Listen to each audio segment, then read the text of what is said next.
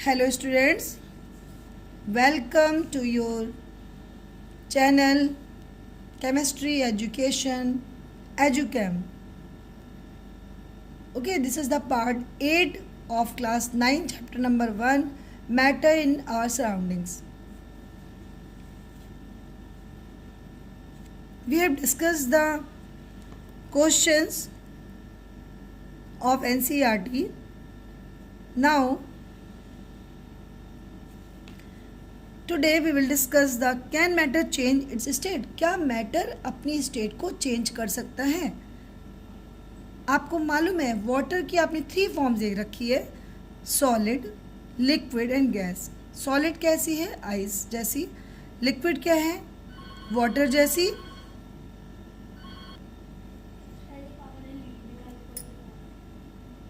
Gas as water vapour. Okay, अब ये जो तीनों स्टेट हैं क्या वो इंटरचेंजेबल हैं, मतलब आपस में चेंज हो सकती हैं? बिल्कुल. आपने आइस की फॉर्म देखी है, आइस जब मेल्ट होती है तो वाटर बन जाता है. जब वाटर को बॉयल करते हैं तो वो गैसेस बन जाता है.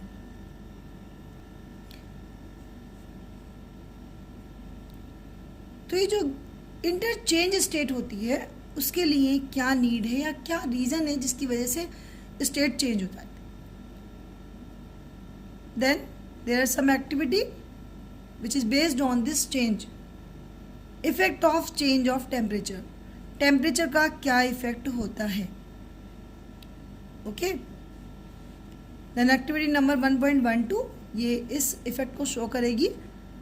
Take about 200 gram of ice in 500 ml beaker and suspend a thermometer so that its bulb remain in the contact with ice as in figure number 1.6. Figure number 1.6 में एक बीकर लिया गया है जिसमें 200 ग्राम आइस ली गई, एक thermometer set कर दिया गया. ओके, और जो थर्मामीटर का बल्ब है वो आइस के कांटेक्ट में है. नाउ यहाँ से हीटिंग करना स्टार्ट हुआ. Start the heating the beaker on A low flame. Low flame पर बीकर को हीटिंग स्टार्ट कर दी गई. Note the temperature when the ice starts melting. वो टेम्परेचर नोट कर लिया गया जिसमें आइस ने मेल्ट होना स्टार्ट किया था. फिर वो टेम्परेचर नोट किया गया जिसमें सारी आइस पूरी वाटर में चेंज हो गई थी.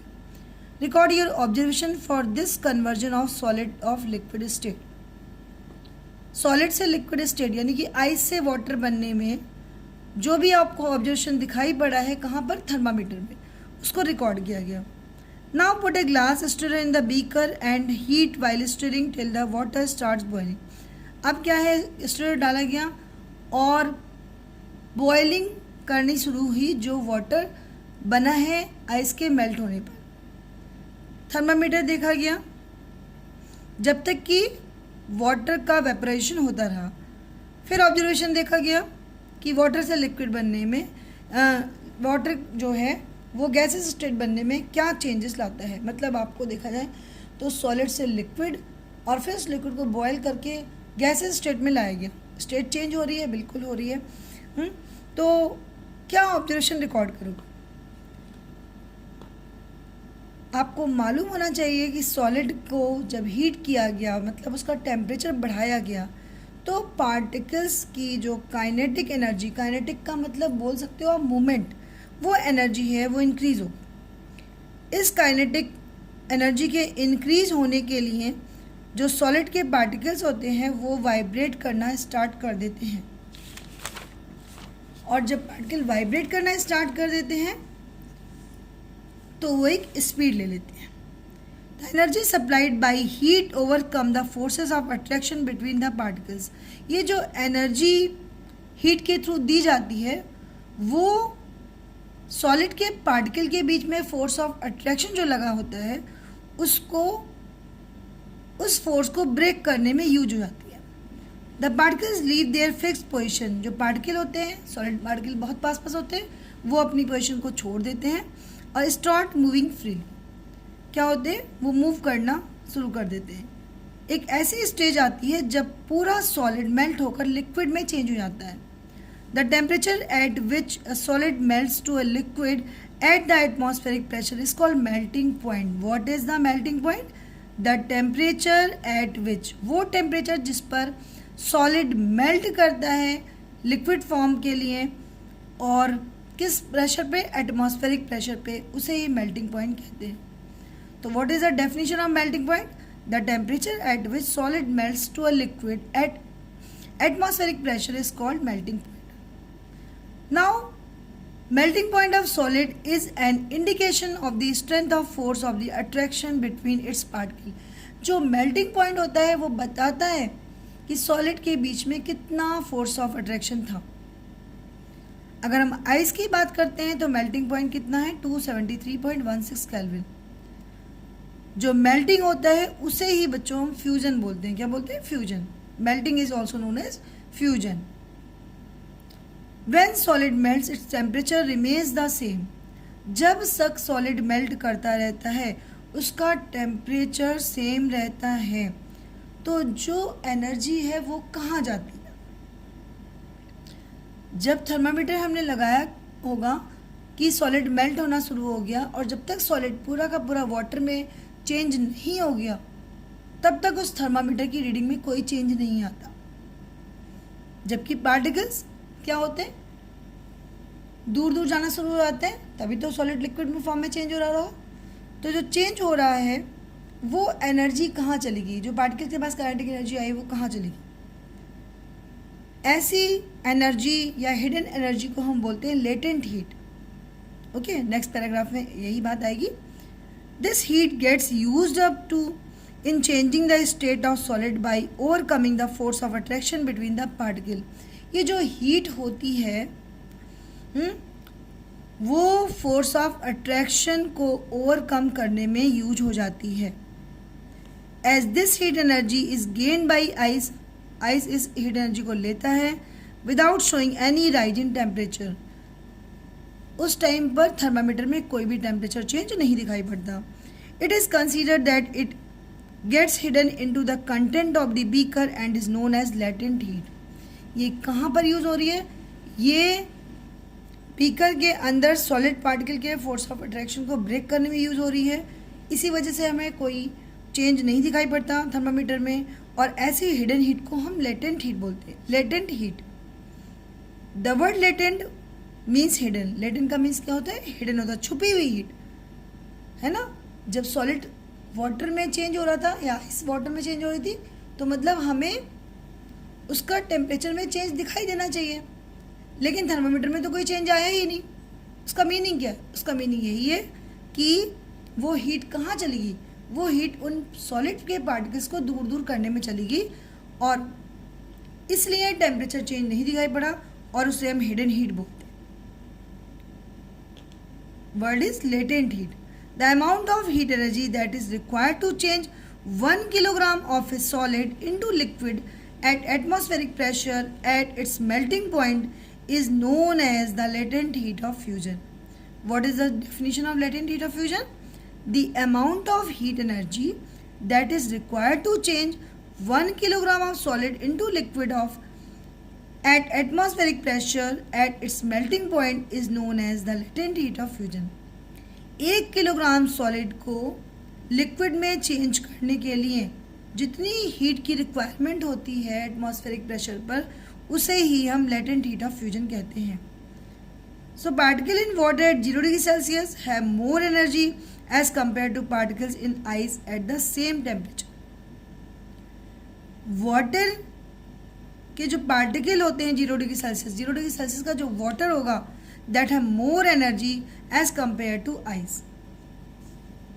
ओके, नाउ अगले स्टेप में मतलब हमने वाटर से क्या बनाया? गैसेस स्टेट बनाई, वाटर वेपर्स बनाई. उसमें भी लेटेंट हीट हो जाएगी जो कि पार्टिकल को वेपर बनाने में यूज होंगे.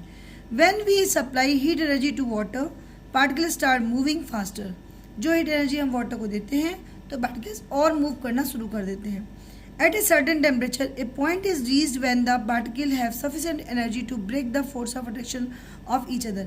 एक ऐसी कंडीशन आती है जो लिक्विड के फोर्स ऑफ अट्रैक्शन होते हैं वो भी ब्रेक होने लगते हैं.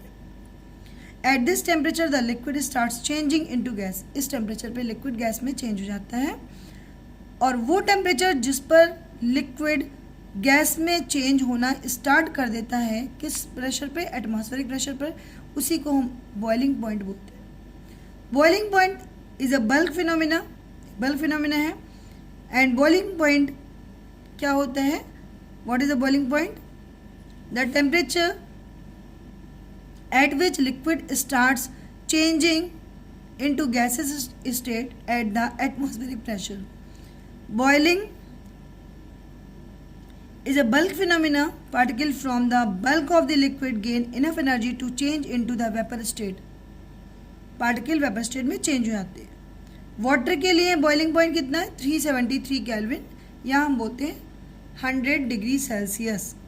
डिग्री सेल्सियस को केल्विन में चेंज करने के लिए 273 को ऐड करते हैं। न्यूमेरिकल वैल्यू इज 273, ऐड करेंगे 373 kelvin.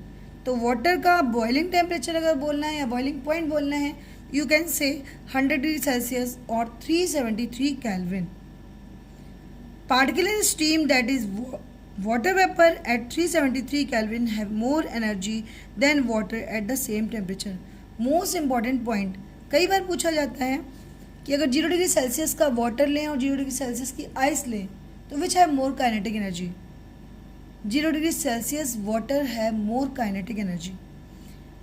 Same as 100 degree Celsius water vapour and 100 degree Celsius liquid, which have the more kinetic energy? तो आपको पता होना चाहिए स्टीम के पास काइनेटिक एनर्जी ज़्यादा होती है। This is because particle in steam have absorb extra energy in the form of latent heat of vaporisation. क्यों? स्टीम के पास क्या होता है? एक्स्ट्रा हीट होती है in the form of latent heat of vaporisation.